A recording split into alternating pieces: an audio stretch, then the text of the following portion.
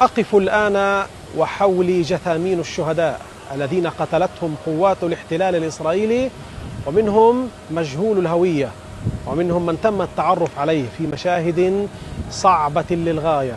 أتحدث على مقابر جماعية قامت قوات الاحتلال الإسرائيلي بدفن الشهداء فيها دون رحمة ودون أدنى شعور بالإنسانية. اليوم وفي هذا المكان ننتشل أكثر من 100 شهيد مجهولي الهوية من داخل مجمع الشفاء الطبي.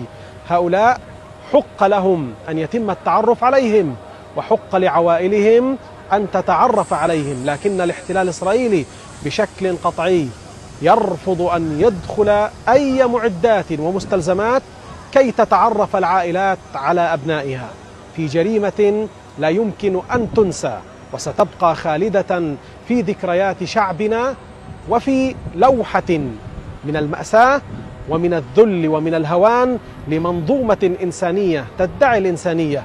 وعلى العالم أن يدرك أن ما يجري في غزة هو انتهاك صارخ لكل المبادئ الإنسانية.